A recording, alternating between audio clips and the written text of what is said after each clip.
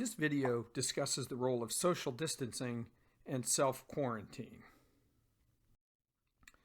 During my last presentation, I failed to discuss the important references that I used to help me build the SIR model.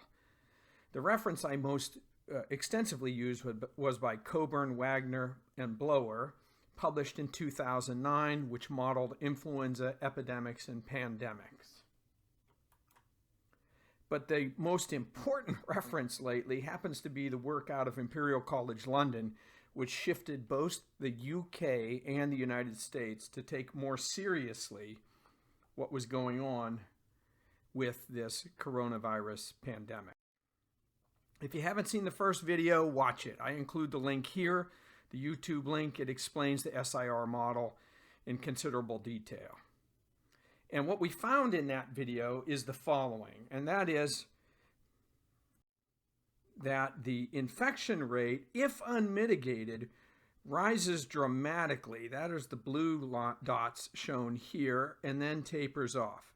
The peak in that infection, if we did nothing, we just allowed it to run its course, the peak in that infection would occur in mid-June, and we would suffer on the order of 2 million casualties, which is this peak point here on the orange curve. The orange curve represents the rise of casualties. Now, the important thing about the model is, can we trust it in any way, shape, or form? So what I did is I downloaded the data from the Johns Hopkins University website, and I compared the model predictions to the actual confirmed cases of COVID-19. The orange dots here show the predictions of the SIR model. It's a very simple model. And you'll notice that in the early periods of the infection, we were over-predicting. The green dots are the actual confirmed cases. So there was a gap between what we were predicting and what the confirmed cases were. But a large reason for that gap is simply because we aren't testing a lot of people.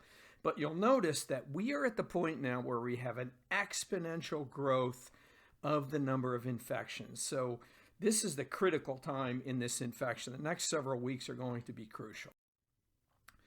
So we can modify the previous model to include social distancing and quarantine. In the previous model, the SIR model, we talked about a susceptible population donated here with the letter S. The red circle represents all those people who are uninfected and could become infected. We then transfer some proportion of that population to an infected population, meaning some infected person was circulating in the susceptible population. They infect a number of others, and we count the number of new people who have been infected. And those new people who have been infected are in this sort of red circle there. Now, some of those infected people recover or die. That's the SIR model. Now, what we can do is we can modify this model by quarantining those individuals. So F2I is a fraction of the infected population that is showing symptoms, and we have quarantined them. That means they are no longer circulating and spreading infection.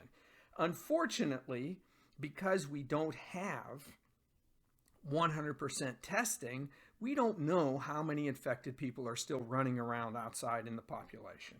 So they're still infecting others. And you have to remember, this all started with one person in China. So all you need is one unregulated infected person to cause a catastrophic growth in the number of infections. We can also self-quarantine. That is, we take some fraction of the susceptible population, that's the uninfected population, and we tell them, hey, stay in your homes. So what we're doing when we do that is we're not allowing infected people to circulate with uninfected people. But there's something important here, and that is if we set a time frame on the number of infected people, then we are going to find that we're going to have a feedback into the susceptible population. So this susceptible population here is being transferred through circulation of infected people into a number of infected people. We quarantine some of those. Some of those people either recover or They die, unfortunately. We self-quarantine, moving in this direction, but if we limit the time of self-quarantine, we feed those people back into the susceptible population. When we allow them to go back to work and we allow them to circulate, if we just relax social distancing, they're now susceptible. And so long as there are infected people that are still interacting with the uninfected people, there's always a chance that you can become infected. Now, the equations for this are simple. All I'm doing is the rate of change of the number of susceptible people is being modified from the last diagram by having this self-quarantine term reducing the total number of susceptible people. In the infected population, we are including a forced quarantine term, and in the recovered, same as before. And we can then use that information to figure out, using a computer, how many people on any given day are susceptible by taking the population the previous day, subtracting the number of newly infected and the number who've self-quarantined. So that determines the size of the pool of people that could be infected.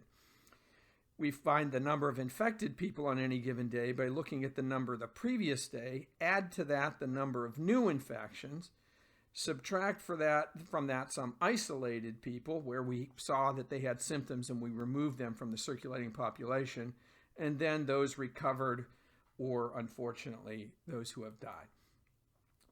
So this is then the number of recovered or dead people, that last term over there. Now, all of those things depend upon the population of the country, city, community, the transmissivity, the probability of recovery, the fraction of people who are self-quarantining, and the fraction of people who are showing symptoms and are being isolated. You can see that the only way to really get this to work is to keep infected people from circulating in the population. That's the only way to really get this to work.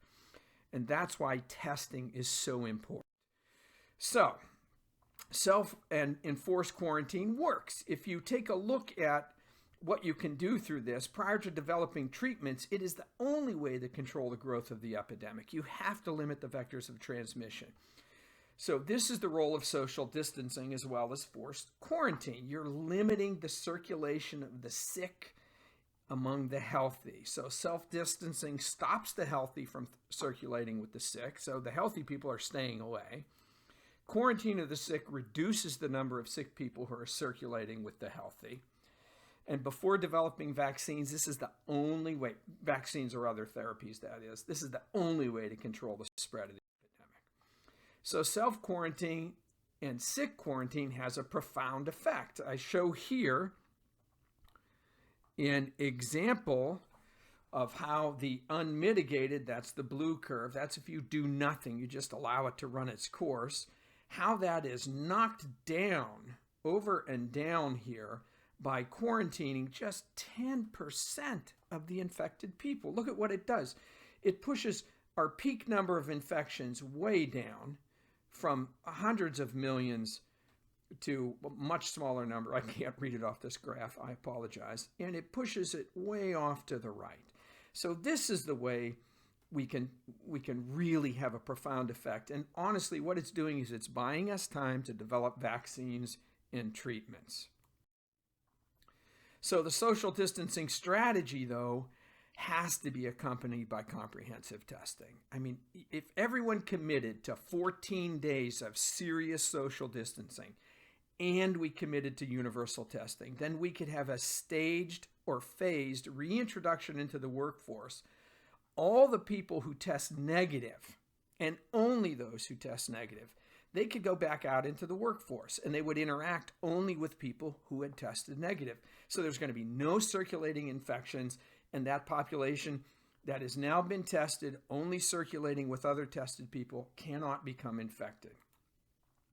We have to isolate. If there are people who are tested positive, of course we have to isolate them. Those are the infected people who can spread the infections. Got to be isolated.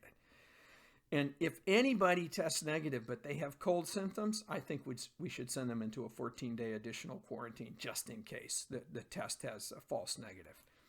The bottom line is that if we do not if we do not test everyone,